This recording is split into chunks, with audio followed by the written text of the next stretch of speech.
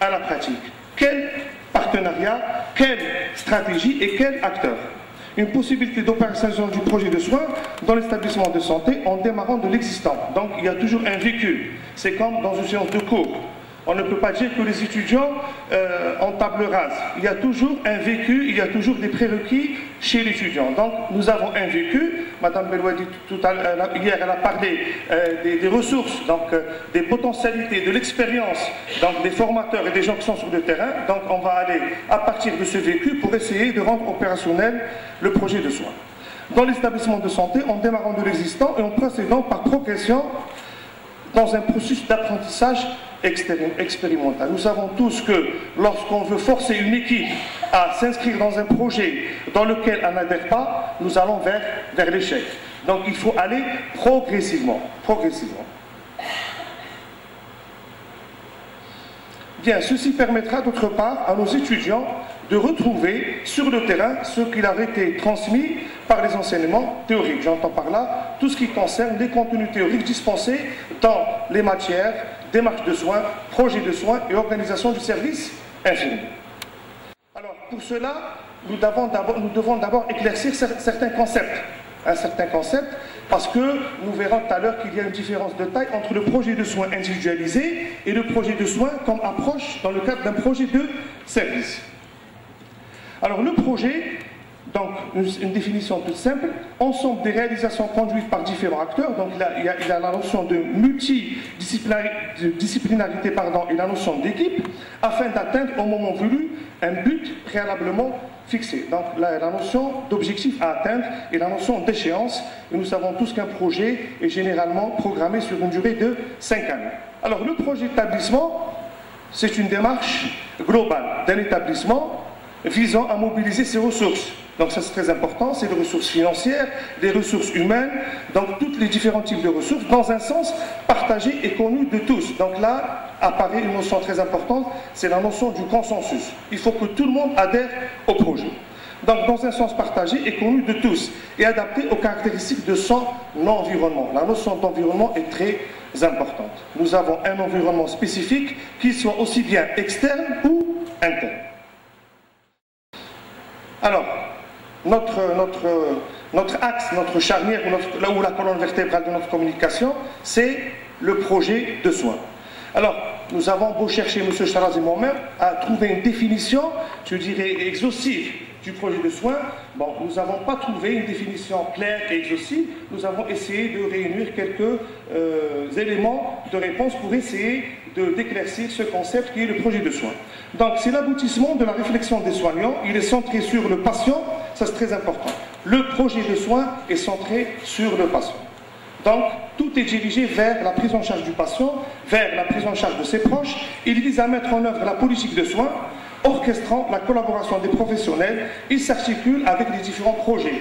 Le projet de soins ne va pas venir comme ça apparaître avec un coup de baguette magique.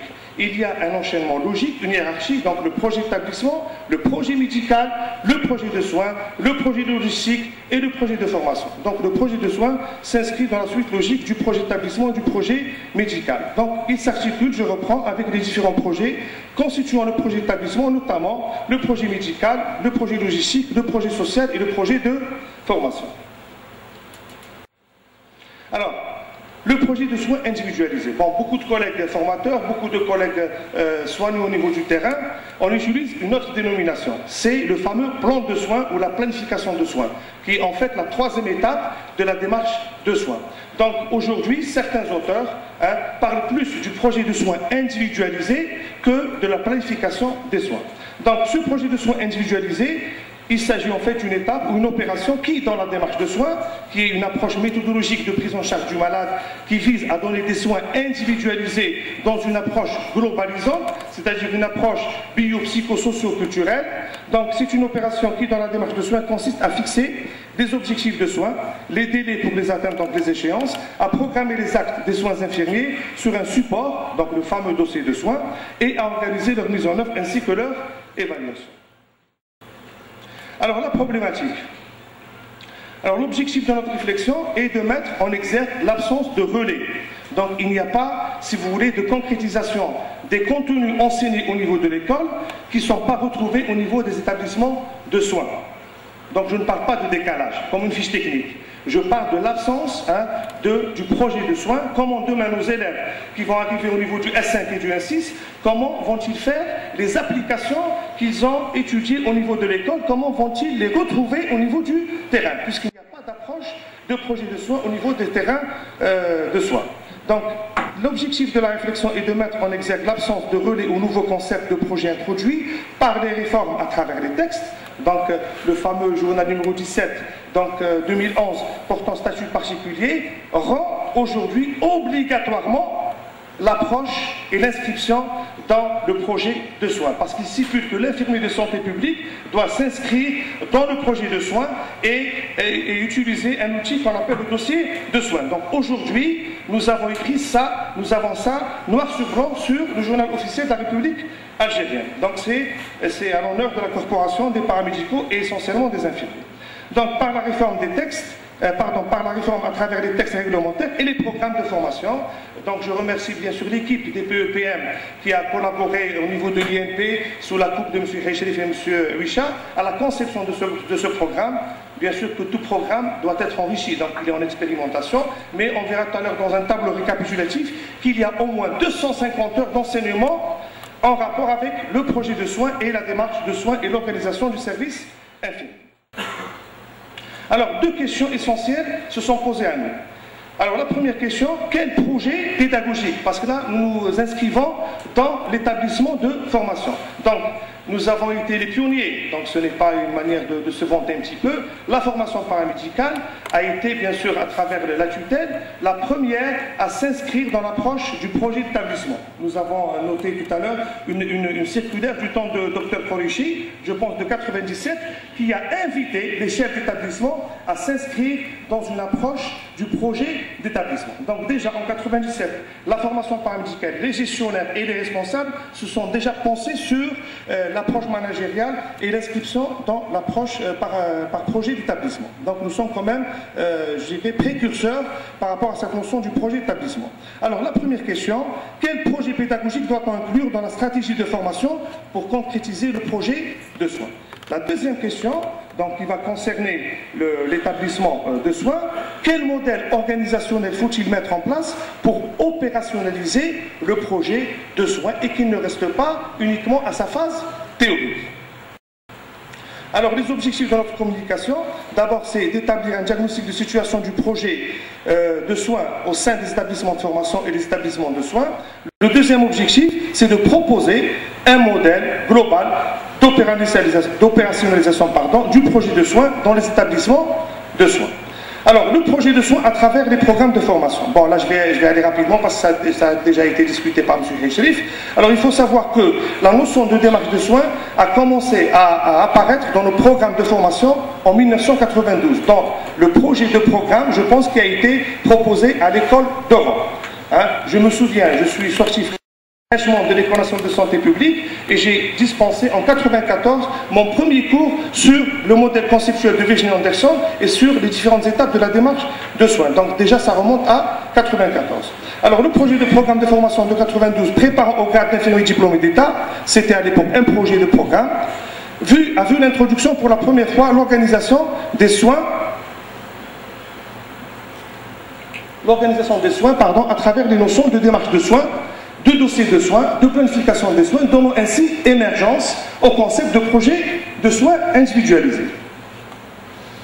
Pour voir apparaître un module, donc je parle de module et non pas de matière, parce que nous sommes encore dans la formation complémentaire des IDE, les préparant au diplôme d'infirmier de santé publique. Donc un module consacré au projet de soins destiné à la formation complémentaire des IDE. Alors en 2012, le programme de formation préparant à la licence professionnalisante a renforcé l'apprentissage autour du sujet par des thématiques englobant, vous voyez, donc on revient un petit peu aux chiffres, 416 heures d'enseignement entre cours théoriques dans la quote-part est de 48 heures, travaux dirigés 118 heures, donc vous voyez que c'est très important, et c'est tout là l'esprit de la formation, je dirais pas LMD, mais je dirais licence professionnalisante, parce qu'il y a la notion d'auto-formation et d'auto-prise en charge de l'étudiant à sa propre formation. Les travaux pratiques, donc 10 heures, et vous voyez une quote-part très importante de 240 heures au niveau des stages. Donc aujourd'hui, je pense qu'il faut tirer la sonnette d'alarme et dire, avant d'envoyer nos étudiants en stage pour qu'ils puissent appliquer le projet de soins et réaliser les 240 heures et les 6 crédits qu'ils doivent totaliser, il faut réfléchir à une stratégie d'opérationnalisation du projet de soins au niveau des structures de soins, c'est-à-dire au niveau de nos hôpitaux. Alors bien sûr, cet enseignement est réparti sur 4 semestres. C'est à peu près sur la deuxième et la troisième année. Alors là, vous voyez que pour la démarche de soins, le projet de soins, c'est les quotes-parts les plus importantes au niveau donc, des volumes horaires des enseignements théoriques, plus les coefficients. Hein, et là, vous voyez que l'étudiant doit totaliser donc 6 crédits par rapport à ces matières. Donc pour chaque matière, 6 et 6 et 6, ça fait 18 crédits. Donc 18 sur 30, c'est à peu près plus de la moitié des crédits à totaliser au niveau d'un semestre. Alors, le projet de soins, toujours à travers les programmes de formation. Donc, on fait le programme de formation. Donc là, j'arrive, ça c'est un petit peu un dossier qui tient à cœur M. Hechrif. Donc, la formation des majors. J'espère que ça va être bientôt lancé. Donc, on fait le programme de formation des paramédicaux majors de santé publique. Formation prévue dans l'année pédagogique 2013-2014. Donc, j'espère que ça va se faire, que cet échange va être respecté. Vise à inscrire le major dans une logique de projet de service. Donc ceci aussi est aujourd'hui écrit noir sur blanc au niveau du journal officiel, c'est-à-dire que le major est le premier responsable de la mise en place, du suivi et de l'évaluation du projet de service, en l'occurrence le projet de soins. Donc de projet de service et de projet d'établissement. Comme acteur, donc pour nous ça va être un partenaire essentiel. Le PEPM, la structure de formation, va s'appuyer sur le major pour la concrétisation et l'opérationnalisation du projet de soins au niveau des structures de soins. Donc, comme acteur dans sa conception, sa mise en œuvre, sa conduite et son évaluation. Et donc, notre lecture des textes réglementaires nous amène à penser qu'il y a bien une volonté politique des pouvoirs publics à opérer par un changement.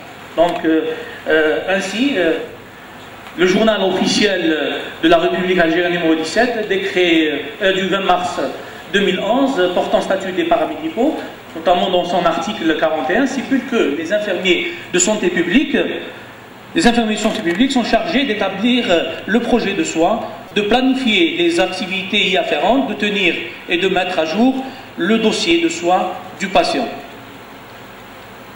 Donc, dans le même texte, dans l'article 43, qu'outre les tâches dévolues aux infirmiers spécialisés de santé publique, les infirmiers majors de santé publique sont chargés d'élaborer et de réaliser en liaison avec l'équipe médicale le projet de service.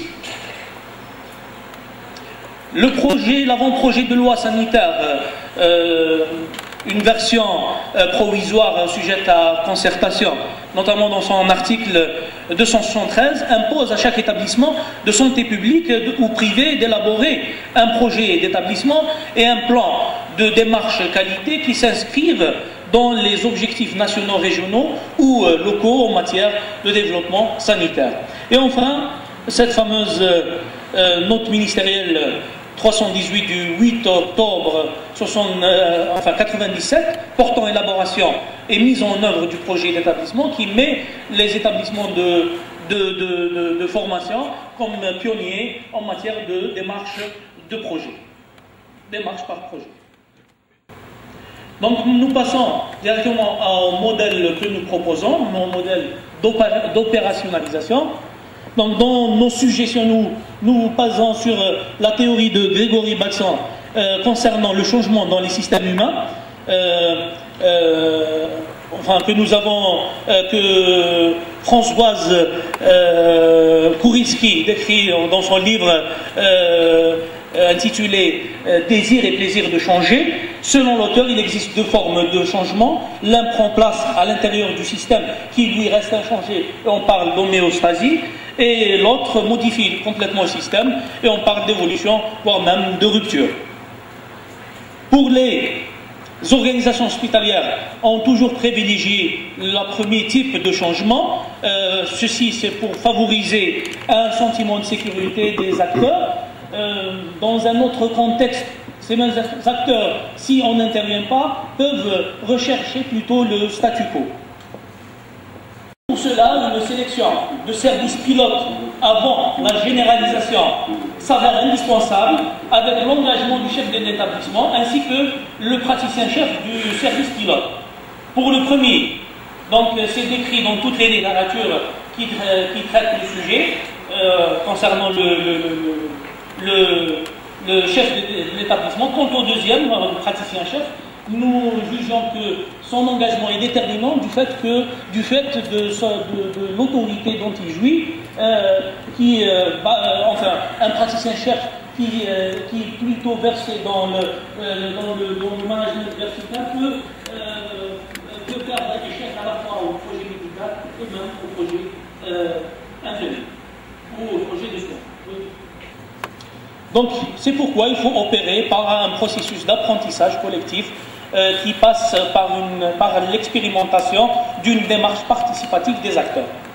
Le modèle d'expérimentation que nous proposons à la réussite du changement est inhérent à la mise en place de ce nombre de préalables dont on venait de parler, devant être instaurés autour de l'élément moteur qui est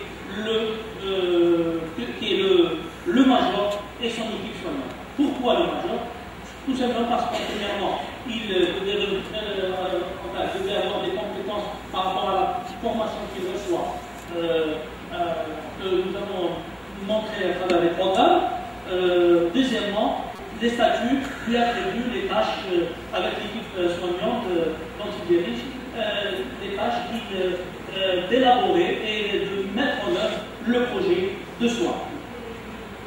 Donc nous le présentons comme suit. Notre modèle, nous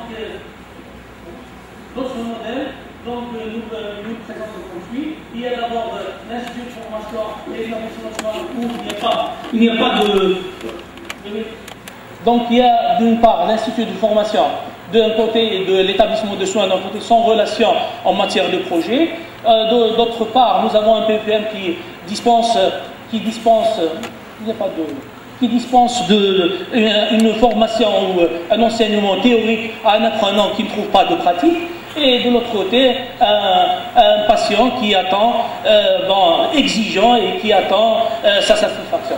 Donc, en deuxième position, donc nous avons en position intermédiaire, nous avons le projet, ce qui est existant, nous l'avons exprimé en couleur bleue. Donc maintenant, ce qui est intermédiaire, nous l'exprimons en couleur jaune. Nous avons le projet pédagogique déjà exprimé à travers les programmes déjà montrés. Et de l'autre côté, il y a le projet établissement exprimé à travers la volonté politique affichée par les textes réglementaires. Ensuite. Et en troisième, en vert, c'est la projection, notre projection du modèle. Donc, en premier lieu, nous plaçons le major et son équipe au centre de l'opérationnalisation qui devait élaborer et mettre en place le projet de soins. Donc, avec le concours du projet médical. Donc, sur le plan pédagogique, nous avons, il est convenable de mettre en place un partenariat véritable entre l'Institut de formation et l'établissement de soins. Sur le plan projet pédagogique, donc il y a deux stratégies qui doivent être mises en place. La première, c'est le fait d'adapter les méthodes d'enseignement et d'évaluation, parce que sans pratique, nous jugeons que les méthodes ne sont pas adaptées. Et bien sûr, d'autre part, sur notre stratégie, il y a l'accompagnement des acteurs clés de l'opérationnalisation du major et de son équipe soignante. Donc cet accompagnement se fait par le biais de la formation continue, par l'évaluation des pratiques professionnelles et par la remédiation. Le tutorat trouvera forme par un encadrement effectif. Le double axe entre patient et l'équipe soignante, c'est le fait que nous l'avons exprimé en double axe. C'est pas,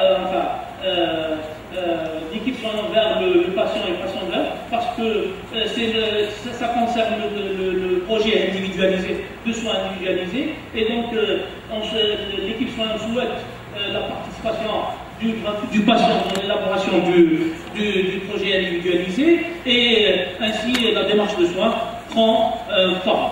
En conclusion, la perspective de réforme vers une concrétisation du projet de soins passe nécessairement par un processus d'apprentissage.